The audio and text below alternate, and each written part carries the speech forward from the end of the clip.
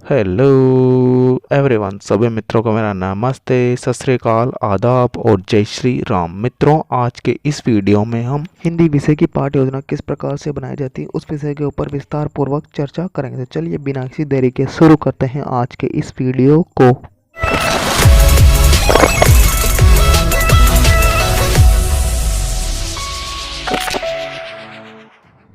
मित्रों, सबसे पहले जो आपकी दैनिक पाठ्य योजना डायरी है उसके ऊपर ही पर आपको पाठ्य योजना का क्रमांक लगा लेना है और जिस कक्षा की आप पाठ्य योजना तैयार कर रहे हैं वो कक्षा। मित्रों, आज का जो अपना प्रकरण है वो है लव कुश। इस प्रकरण के ऊपर पाठ्य योजना तैयार करेंगे तो आपको समयावधि, कालांश, दिनांक वगैरह जो सारी खाना पूर्ति आपको कर लेनी है। उसके पश्चात जो आपकी हेडिंग आती है शिक्षण के उद्देश्य, इसके अंदर आपको 3 कॉलम बनाने। उद्देश्य, विशिष्टीकरण और अपेक्षित वारगत परिवर्तन या संभावित वारगत परिवर्तन जिसे कहा जाता है। तो जो पहला शिक्षण का उद्देश्य वो है ज्ञानात्मक। तो ज्ञानात्मक शिक्षण उद्देश्य के कारण बच्चे में जो अपेक्षित वारगत परिवर्तन होगा वो है, आप लिख लीजिए, भाषा तत्वों का ज्ञान प्रदान करना और विषय वस्तु का ज्ञान प्राप्त करना। तो इस प्रकार से आपको ये विशिष्टीकरण भी लिख लेना है साथ के साथ में। तो विद्यार्थी लवकुश पाठ से निहित भाव को स्पष्ट समझकर प्राप्त कर सकेंगे और वस्तु का ज्ञान प्राप्त कर सकेंगे।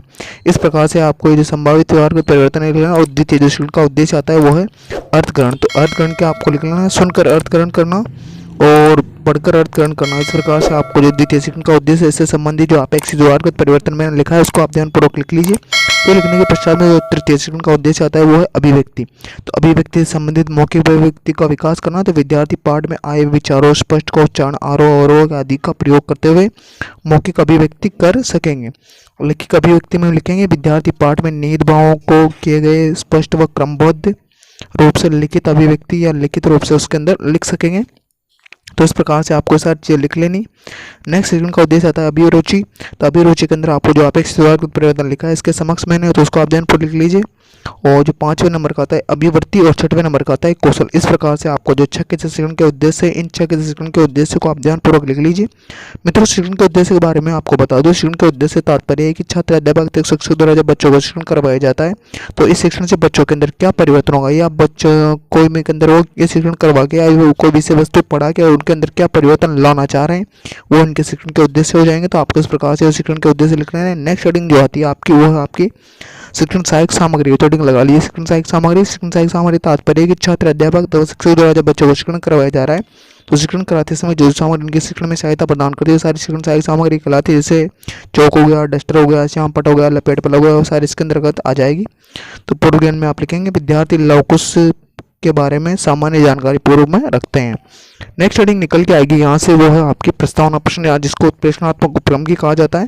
तो हेडिंग लगा लीजिए प्रस्तावना प्रश्न। इसके अंदर आपको छात्र, अध्यापक द्वारा प्रश्न पूछे जाते हैं और कम से कम उनके द्वारा 4 प्रश्न और अधिक से अधिकतम 6 या 7 प्रश्न उनके द्वारा बच्चों से पूछे जाते हैं। तो आपको इसके अंदर 2 कॉलम बनाए, छात्र अध्यापक क्रिया और विद्यार्थी क्रिया। इस प्रकार से 2 कॉलम बनाने लेने। और मित्रों, आप जो ये प्रश्न बच्चों से पूछेंगे ये तार्किकता के क्रम में होने चाहिए। कहने का मतलब है जो प्रश्न आप तैयार करेंगे वो एक प्रश्न को दूसरे प्रश्न से जोड़ते हुए अंत के अंदर आपको एक समस्यात्मक प्रश्न पूछना है जिसका बच्चे उत्तर नहीं दे पाएंगे तो एक प्रकार से समस्या उत्पन्न हो जाएगी। तो आपका जो उद्देश्य होगा शिक्षण का वो लिखेंगे।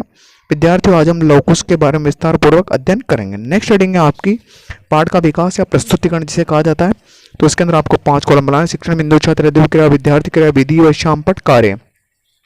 5 कॉलम बनाने के पश्चात में जो शिक्षण बिंदु वाला कॉलम है उसके अंदर आपको पहला शिक्षण मिलेगा आदर्श वाचन। तो लवकुश प्रकरण जो है पाठ है उसके बारे में आदर्श वाचन छात्र, अध्यापक द्वारा किया जाएगा और बच्चों द्वारा उसको सुना जाएगा। तो अनुकरण वाचन छात्र, अध्यापक द्वारा करवाया जाएगा। तो विद्यार्थियों को शुद्ध, स्पष्ट व उचित आरोह के साथ अनुकरण वाचन करने का निर्देश देगा तथा स्वयं भी कक्षा का निरीक्षण करेगा। तो इसके पश्चात नेक्स्ट है अशुद्धि संशोधन। छात्र, अध्यापक द्वारा बच्चों से अशुद्धि संशोधन करवाया जाएगा और विद्यार्थी निर्देशानुसार शब्दों का उच्चारण करेंगे। तो इस प्रकार से आपको ये सारी चीज़ लिख रहे हैं। नेक्स्ट है आपका काठिन्य निवारण। तो काठिन्य निवारण भी छात्र, अध्यापक द्वारा करवाया जाएगा। तो अध्यापक द्वारा कठिन शब्दों के अर्थों को विभिन्न प्रविधियों के माध्यम से बताया जाएगा और विद्यार्थी अपनी अभ्यास पुस्तिका है उस अभ्यास पुस्तिका में विभिन्न जो कठिन शब्द हैं उन कठिन शब्दों को ध्यानपूर्वक लिखेंगे। तो इस प्रकार से आपको एक काठिन्य निवारण लिखा देना है और उसके जो कठिन शब्दार्थ है उनको आप ध्यानपूर्वक बच्चों को लिखा दीजिए। जैसे लवकुश, तो कुश घास का टुकड़ा जिसको कहा जाता है, इसके अंदर कौन सा समास है, द्वंद्व समास है और प्रयोग हो जाएगा लव और कुश हो जाएगा। निडर को डरना बोलते हैं, अश्व को घोड़ा बोलता है, उसका पर्यायवाची तुरंगच वगैरह सारी चीज़, महर्षि का महर्षि ऋषि हो जाएंगे, गुण संधि इसके अंदर। तो इस प्रकार से आपको ये सारे कठिन शब्द लिखाने हैं और इसके पश्चात में आपको बच्चों से बहुत प्रश्न पूछने हैं। मित्रों, बहुत प्रश्न के बारे में आपको बता दूं, जो बहुत प्रश्न होते हैं वो छात्र अध्यापक अध्यापिका द्वारा पूछे जाते हैं और इसलिए पूछे जाते हैं ताकि उसने जो विषय वस्तु पढ़ाई है, जो विषय वस्तु उसके बारे में बच्चों का जो ध्यान है उस प्रकरण के ऊपर है, अब उस विषय वस्तु में लगा रहे, इस वजह से ये बहुत प्रश्न तैयार किए जाए। तो आपके द्वारा भी ये बहुत प्रश्न बच्चों से पूछ लेना है और इसके बाद में आपको बच्चों को मौन वाचन कराना है। तो छात्र अध्यापकों द्वारा बच्चों को मौन वाचन करने का निर्देश दिया जाएगा और स्वयं भी कक्षा का निरीक्षण करेगा और विद्यार्थी निर्देशानुसार मौन वाचन करेंगे। तो इस प्रकार से आपको ये सारी चीज़ लिख लेनी है। इसके पश्चात में विचार विश्लेषणात्मक प्रश्न आपको बच्चों से पूछना है। मित्रों, जो विचार विश्लेषणात्मक प्रश्न है ये आपको कम से कम 3 या 4 प्रश्न आप बच्चों से पूछने हैं ताकि जो आप प्रकरण उन्होंने पढ़ा है तो उन विचार विश्लेषणात्मक प्रश्नों से उनके अंदर जो भी भ्रांतियां वगैरह है तो उनके अंदर जो भी शंका है मन के अंदर वो सारी शंका सामने स्पष्ट हो जाएगी। तो आपको ये विचार विश्लेषणात्मक प्रश्न बच्चों से पूछ लेना है।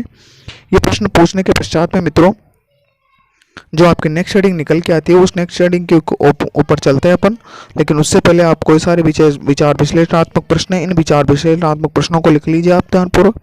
तो मैंने पहले बता दिया आपको कम से कम 3 या 4 अधिकतम 5-6 प्रश्न आपके द्वारा बच्चों से पूछे जाने चाहिए। तो इन विचार विश्लेषणात्मक प्रश्नों को लिख लीजिए आप। तो जैसे मैं 1-2 प्रश्न भी बोल के बता देता हूँ कि घोड़ा किससे सुजता बच्चों सोने के आभूषण से। कैसे पता चला है कि आश्रम में घोड़ा अश्वमेध यज्ञ का है? तो घोड़े के गले में स्वर्ण पत्र में ये सूचना लिखी गई। तो इस प्रकार से ये प्रश्न हो जाएंगे। नेक्स्ट हेडिंग होती है आपकी, या कहने का मतलब है जो आपकी पार्ट यहीं पे समाप्त होती है, लेकिन उससे पहले आपको हेडिंग लगा लेनी मूल्यांकन प्रश्न। मित्रों, जो मूल्यांकन प्रश्न है वो छात्र अध्यापक अध्यापिका द्वारा पूछे जाते हैं और इसलिए पूछा जाता है कि उसने जो प्रकरण या जो विषय वस्तु बच्चों को पढ़ाई है वो बच्चों ने सीखी है अथवा नहीं सीखी है, कितनी सीखी, इस बात की प्रतिपुष्टि या फीडबैक लेने के लिए यह मूल्यांकन प्रश्न तैयार किए जाते हैं। तो मूल्यांकन प्रश्न उनके द्वारा किसी भी प्रकार से पूछे जा सकते हैं, जैसे लघुतरात्मक, अति लघुतरात्मक, निबंधात्मक, बहुविकल्पात्मक, चिन्हात्मक, किसी प्रकार के प्रश्न उनके द्वारा तैयार किए जा सकते हैं। उनका या आपका या उनका एकमात्र उद्देश्य है बच्चों का मूल्यांकन करना। तो इस प्रकार से आपको ये प्रश्न पूछ लेना। आप किसी प्रकार से प्रश्न तैयार कीजिए, मैंने बता दिया किस प्रकार से आपका ये प्रश्न पूछने लें। और अंत के अंदर आपको बच्चों को गृह कार्य देना है। गृह कार्य ऐसा देना है जिस घटना के स्तर से आपने अध्ययन अध्यापन कार्य करवाया उस घटना के स्तर को ध्यान में रखते हुए आप बच्चों को गृह कार्य दे दीजिए ताकि बच्चे घर पर जाकर आसानी से अपना जो खाली समय है उसका सदुपयोग कर सके। मित्रों, आशा करता हूँ कि आपको वीडियो अच्छा लगा होगा। तो प्लीज़ वीडियो को लाइक करें, शेयर करें और चैनल को सब्सक्राइब करना ना भूलें। जय हिंद, जय भारत।